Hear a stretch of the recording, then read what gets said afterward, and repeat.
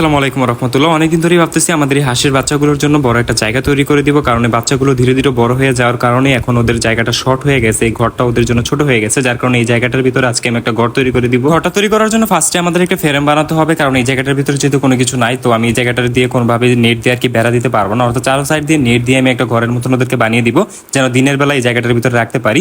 তো আমি এই জায়গাটার ভিতরে একটা বালতির ভিতরে কিছু মাটি ছিল, এই মাটিগুলোর মাধ্যমে একটা বাঁশ আমি গেড়ে নিচ্ছিলাম, কারণ এই জায়গাটার ভিতরে আমরা নেট টাঙাবো। বাঁশটা কাটার পরবর্তীতে এখন আমার চারো সাইড দিয়ে একটা ফ্রেমের মতন তৈরি করতে হবে, কারণ আমরা চারো সাইড দিয়ে নেট দিয়ে ঢেকে দিব, যেন বাচ্চাগুলো কোনোভাবে এই ছোট্ট জায়গাটার ভিতর থেকে আমাদের পুরা ছাদের ভিতরে না আসতে পারে।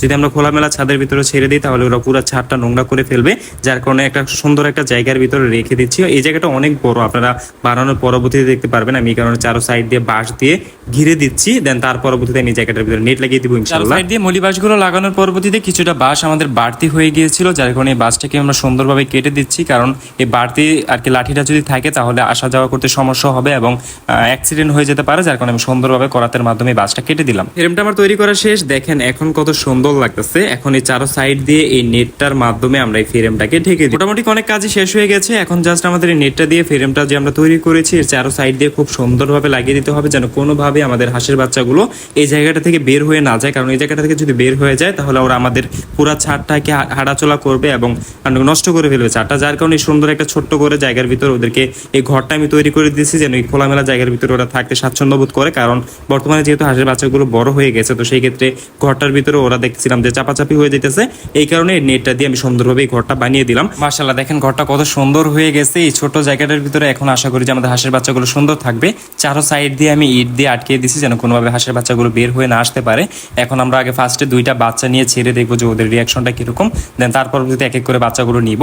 তো দেখেন বাচ্চাগুলো একটু ভয় পেতেছে, কারণ এই ছোট জায়গার ভিতরে আমি তেমন ওদেরকে ধরিও না। দেখেন আমাকে দেখে ওরা সবগুলো আর কি পালিয়ে যেতেছে। এখন দুইটা বাচ্চা নিয়ে আগে আমরা ফার্স্টে চালি, যদিও দুইটা বাচ্চা প্রথম একটু ভয় পাবে, এটাই স্বাভাবিক, কারণ কখনো এরা এত খোলামেলা জায়গা পায় নাই। এখন আমরা একটা বড় ক্যারেটে করে আমাদের যতগুলো হাঁসের বাচ্চা আছে সবগুলো হাঁসের বাচ্চা আমরা যে বড় জায়গাটা তৈরি করছি ওদের জন্য ওই জায়গাটার ভিতরে মুক্ত করে দিব ইনশাল্লাহ। তো এক এক করে আমাদের হাঁসের বাচ্চাগুলোকে আমরা আমাদের আগে যে ঘরটা ছিল, ছোট্ট একটা ঘর ছিল, এই ঘরটা থেকে আমি বের করতেছিলাম এবং বাচ্চাগুলো আর কি ছটফট করতেছিল, ভাবতেছিল ওদেরকে আবার কোথায় নিয়ে যাব। তো ওরা তো জানে না ওদের জন্য নতুন করে ভিআইপি ভাবে একটা ঘর তৈরি করছি, যে ঘরটার ভিতরে ওরা খুব সুন্দরভাবে থাকবে। বারবার ঘর বলতেছি, যদিও এটা জাস্ট ওদেরকে দিনের বেলা রাখার জন্য একটা জায়গা তৈরি করছি, রাতের বেলা ওদেরকে আমরা ঘরের ভিতরে নিয়ে ছাড়বো। এই তো আমার ক্যারেটের ভিতরে নেওয়া শেষ, এখন আমরা সবগুলো বাচ্চাকে মুক্ত করে দিব ওদের নতুন জায়গার ভিতরে। আগে অলরেডি দুইটা বাচ্চা কিন্তু আমরা ছাড়ছি, তো এই ইটটা এখান দিয়ে উঠাইলে এই জায়গাটা আর কি মুসুরিটা আলগা করা যায়। এখন আলগা করার পরবর্তীতে এই জায়গাটার ভিতরে আমরা ক্যারেটটা দিয়ে সবগুলো বাচ্চা এক এক করে ছেড়ে দিব ইনশাল্লাহ। দেখেন বাচ্চাগুলো নামার জন্য পাগল হয়ে গেছে। তো এখানে আমাদের টোটাল মোট 27টা বাচ্চা আছে, আলহামদুলিল্লাহ আমরা 27টা বাচ্চা আমরা ইনকিউবেটর থেকে পাইছিলাম।